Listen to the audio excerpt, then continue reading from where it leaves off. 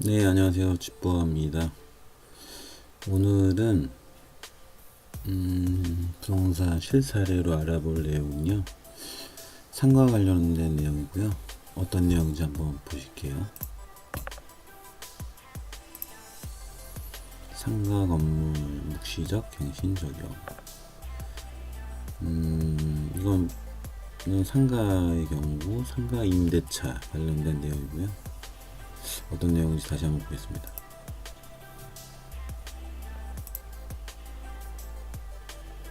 현재 세입자 A씨는 1층의 떡볶이 가게를 보증금 1천만원에 월차임 50만원 조건으로 2년 임대차 계약을 하였습니다.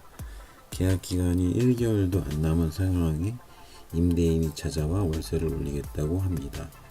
임차인은 어떻게 해야 할까요? 1개월이 안 남은 상황에서 임대인이 통보를 지금 한 거거든요. 이 부분이 중요하니까요. 기억해 주시고요. 자, 답을 말씀드리면 월세를 올려주지 않아도 됩니다.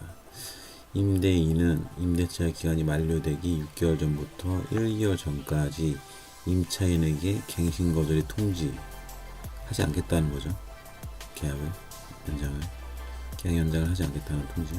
조건 변경의 통지. 금방같이 뭐 월세를 올린다든가 그런 조건이 변경됐을 때 통지를 하려면 1개월 전까지 해야 된다는 거예요. 최소. 그렇지 않은 경우에는 다음 임대차는 전 임대차와 동일한 조건으로 다시 임대한 것으로 본다. 상기의 경우에는 임대차 계약 기간 1개월도 채 남지 않은 상황. 이 부분 아까 말씀드렸죠. 1개월도 안 남은 상황. 그렇게 조건이 변경된 것이니 묵시적 갱신이 되었다고 판단됩니다. 그러므로 현 임차인은 묵시적 갱신된 1년 동안 같은 조건의 월세를 내고 영업할 수 있습니다. 예, 그렇죠. 1개월도 안 남은 상황에서 뭐 변경된 조건을 통보했으니까 그거는 수용할 수가 없는 거고 법으로도 금지가 되어 있는 거기 때문에 자동적으로 묵시적 갱신이 된 겁니다. 상가 건물 임대차 보호법, 이걸 상위법이라고 줄여서 말하는데 내용을 한번 볼까요? 상가 건물 임대차 보호법. 임대인이 제1항의 기간 이내에 임차인에게 갱신 거절의 통지, 조건 변경의 통지를 하지 아니한 경우는 그 기간이 만료된 때에 전 임대차와 동일한 조건으로 다시 임대한 것으로 본다. 이 경우 임대차의 존속 기간은 1년으로 본다. 요게 좀 주택하고 다른 거죠. 주택은 2년으로 보는데 상가는 1년으로 본다는 거. 제4항의 경우 임차인은 언제든지 임대인에게 계약 해지 통고를 할 수 있고 임대인이 통고를 받은 날부터 3개월이 지나면 효력이 발생한다. 그 임차인은 언제든지 계약 해지를 할 수 있는 거죠. 근데 임대인은 그 말을 듣고 3개월 안에는 그걸 빼줘야 되는 겁니다. 보증금. 묵시적 갱신이라는 걸 다시 한번 정리를 하면은 임대인과 임차인 간 임대차 관계에서 계약 갱신 시점이 되어서도 서로 간의 의사를 표시하지 않아 자동적으로 계약이 연장되는 것을 의미합니다. 한마디로 자동갱신이라고 할 수 있습니다. 그러니까 말씀드린 대로 보신 대로 의사를 표현을 했어야 되는데 그런 걸 서로 뭐 바빠서든 어찌됐건 말을 안 했기 때문에 자동적으로 연장되는 거를 묵시적 갱신이라고 한다라는 거. 자, 볼까요? 이 묵시적 갱신에 대한 내용을 좀 더 알아볼게요. 이 환산 보증 금액이라는 게 있는데 뭐 이 내용을 잠깐 설명을 드릴게요. 지금 상가 건물 임대차 보호법 시행령 개정안인데요. 이게 얼마 전에 된 거죠. 지금 뭐 서울은 6억 1천, 과매력 재건역, 뭐 부산, 인천, 의정부, 성남권 등 수도권은 5억 원, 그다음에 광역시 뭐 세종, 경기, 안산, 용인, 김포, 광주, 파주, 화성은 3억 9천, 뭐 그 밖에 지역은 2억 7천이라고 되어 있는데 이게 상한선이 되어 있는 거죠. 한번 볼까요? 환산 보증 금액을 초과하지 않는 상가로 한정을 한다는 겁니다. 이 묵시적 갱신하는 거는. 이 묵시적 갱신하는 조건은 이 환산 보증 금액, 이게 환산 보증 금액이거든요. 초과하지 않는 상가로 이 금액을 넘어가면 안 된다는 겁니다. 계산 방법은 여기 나와 있는데 보시면 환산 보증금 보증금 더하기 가로 열고 월세 곱하기 100 가로 닫고, 그러니까 보증금이 1억이다 월세가 100이다. 환산 보증금 계산해 보면 보증금 1억 더하기 월세 곱하기 100 요 오면 1억이죠. 그러면 두 개 더하면 2억 원이 되는 거죠. 이렇게 해서 환산 보증금액을 초과하지 않는 상가의 경우 묵시적 갱신을 하는 거고요. 초과하는 경우는 상인법이 아닌 민법을 적용을 받아서 임차인, 임대인 모두에게 해지를 요구할 권한이 있다고 합니다. 이 부분은 저도 잘 몰랐어요. 공부를 했는데 제가 까먹은 것 같아요. 상가는 묵시적 갱신이 1년이라는 거. 그리고 중개수수료 부분인데 또 이거를 좀 모르시는 분들이 많을 거예요. 그리고 헷갈릴 수 있고요. 묵시적 갱신 중 임차인이 임대차 관계를 종료하고 이사 갈 때는 임대인이 중개수수료 납부 의무가 있습니다. 기존 임대차 계약 관계가 종료된 것을 적용하기에 원칙상 중개수수료는 임대인이 납부해야 맞습니다. 그러니까 묵시적 갱신을 하고 나서 임차인이 나간다. 그러면 그때 중개수수료를 누가 내냐? 상당히 그 싸움의 소지가 있을 것 같아요. 그러니까 이것도 계약서를 안 쓰고 묵시적으로 갱신을 하더라도 좀 챙겨야 될 부분이지 않을까. 예. 왜냐면 다 입장이 다른데 법원이 이렇기 때문에 또 임대인부 입장에서 좀 안 좋게 생각할 수 있죠. 법은 이러니까 좀 요 부분은 놓치지 말고 생각을 해야 될 것 같아요. 무조건 묵시적 갱신한다고 좋은 게 아니니까. 자, 상가 건물의 월차임 연체와 계약갱신 요구 아시죠? 뭐 말 그대로 월세를 연체한 거고, 그리고 임차인 같은 경우 계약갱신 요구권이 5년이 보장이 되죠.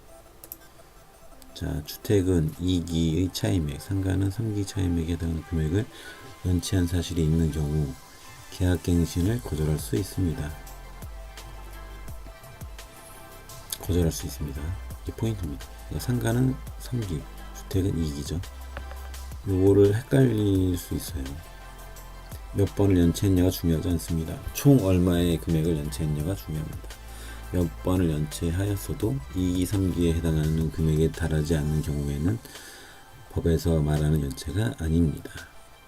뭐 5번 연체했으나 총 연체한 금액은 2기, 3기 총 금액에 모자란 경우 법에 저촉되지 않습니다. 뭐 예를 들어 설명드리면 2기가 만약에 100만 원이다. 그러니까 뭐 월세가 한 달에 뭐 50이라고 치면요. 2기면은 100만 원이잖아요. 근데 총 100만 원의 금액을 연체한 사실이 있느냐 없느냐가 중요한 거죠.